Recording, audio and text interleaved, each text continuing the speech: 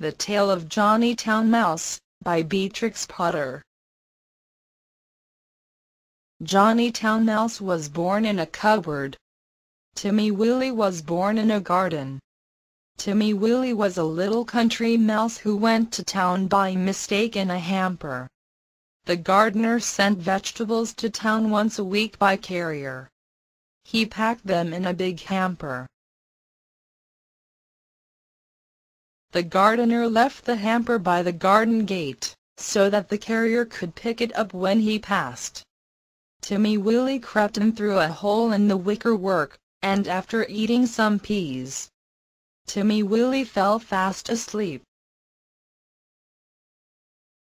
He awoke in a fright, while the hamper was being lifted into the carrier's cart. Then there was a jolting, and a clattering of horses' feet. Other packages were thrown in, for miles and miles, jolt, jolt, jolt. And Timmy Willie trembled amongst the jumbled-up vegetables. At last the cart stopped at a house, where the hamper was taken out, carried in, and set down. The cook gave the carrier 6pence. The back door banged, and the cart rumbled away. But there was no quiet. There seemed to be hundreds of carts passing. Dogs barked. Boys whistled in the street. The cook laughed, the parlor maid ran up and down stairs, and a canary sang like a steam engine. Timmy Willie, who had lived all his life in a garden, was almost frightened to death. Presently the cook opened the hamper and began to unpack the vegetables. Out sprang the terrified Timmy Willie. Up jumped the cook on a chair, exclaiming, "A mouse! A mouse! Call the cat! Fetch me the poker, Sarah!" Timmy Willie did not wait for Sarah with the poker. He rushed along the skirting board till he came to a little hole, and in he popped. He dropped half a foot, and crashed into the middle of a mouse dinner party, breaking 3 glasses.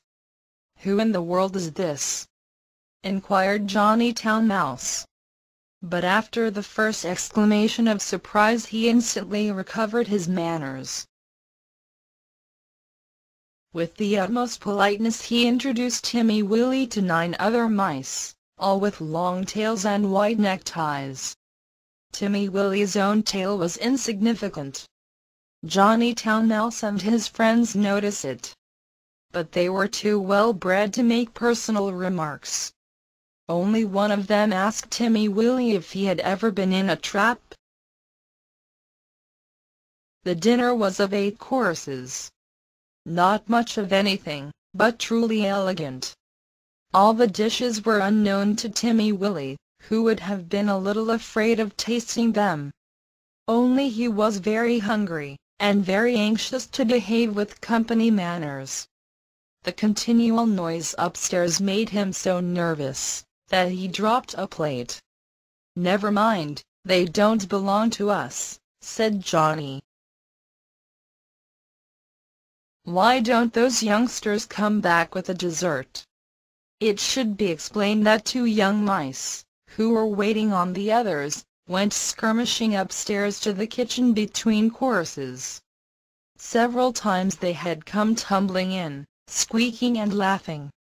Timmy Willie learned with horror that they were being chased by the cat. His appetite failed, he felt faint. "Try some jelly?" said Johnnytown Mouse. "No? Would you rather go to bed? I will show you a most comfortable sofa pillow." The sofa pillow had a hole in it. Johnnytown Mouse quite honestly recommended it as the best bed, kept exclusively for visitors. But the sofa smelt of cat. Timmy Willie preferred to spend a miserable night under the fender. It was just the same next day. An excellent breakfast was provided for mice accustomed to eat bacon. But Timmy Willie had been reared on root and salad. Johnny Town Mouse and his friends racketed about under the floors, and came boldly out all over the house in the evening. One particularly loud crash had been caused by Sarah tumbling downstairs with the tea tray. There were crumbs and sugar and smears of jam to be collected, in spite of the cat. Timmy Willie longed to be at home in his peaceful nest in a sunny bank. The food disagreed with him. The noise prevented him from sleeping.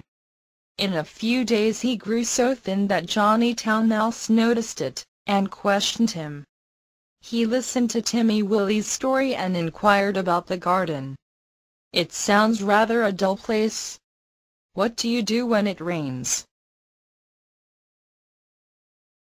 "When it rains, I sit in my little sandy burrow and shell corn and seeds from my autumn store. I peep out at the throstles and blackbirds on the lawn, and my friend Cock Robin. And when the sun comes out again, you should see my garden and the flowers, roses and pinks and pansies, no noise except the birds and bees, and the lambs in the meadows." "There goes that cat again!" exclaimed Johnny Town Mouse. When they had taken refuge in the coal cellar, he resumed the conversation. "I confess I am a little disappointed. We have endeavored to entertain you, Timothy William." "Oh yes, yes, you have been most kind. But I do feel so ill," said Timmy Willie. "It may be that your teeth and digestion are unaccustomed to our food. Perhaps it might be wiser for you to return in the hamper." "Oh? Oh!" cried Timmy Willie. "Why, of course, for the matter of that we could have sent you back last week," said Johnny rather huffily. "Did you not know that the hamper goes back empty on Saturdays?" So Timmy Willie said goodbye to his new friends, and hid in the hamper with the crumb of cake and a withered cabbage leaf. And after much jolting, he was set down safely in his own garden.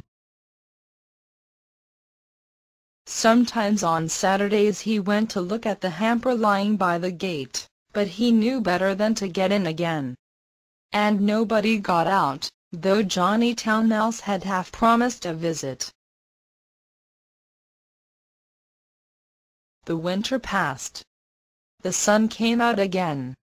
Timmy Willie sat by his burrow warming his little fur coat and sniffing the smell of violets and spring grass. He had nearly forgotten his visit to town, when up the sandy path all spick and span with a brown leather bag came Johnny Town Mouse. Timmy Willie received him with open arms. "You have come at the best of all the year. We will have herb pudding and sit in the sun." "It is a little damp," said Johnny Town Mouse, who was carrying his tail under his arm, out of the mud. "What is that fearful noise?" He started violently. "That?" said Timmy Willie, "that is only a cow. I will beg a little milk. They are quite harmless, unless they happen to lie down upon you. How are all our friends?" Johnny's account was rather middling. He explained why he was paying his visit so early in the season. The family had gone to the seaside for Easter. The cook was doing spring cleaning, on board wages, with particular instructions to clear out the mice. There were 4 kittens, and the cat had killed the canary. "They say we did it. But I know better," said Johnny Town Mouse. "Whatever is that fearful racket?" "That is only the lawn mower. I will fetch some of the grass clippings presently to make your bed. I am sure you had better settle in the country, Johnny." "We shall see by Tuesday week. The hamper is stopped while they are at the seaside. "I am sure you will never want to live in town again," said Timmy Willie. But he did. He went back in the very next hamper of vegetables. He said it was too quiet. One place suits one person, another place suits another person. For my part, I prefer to live in the country, like Timmy Willie. The end.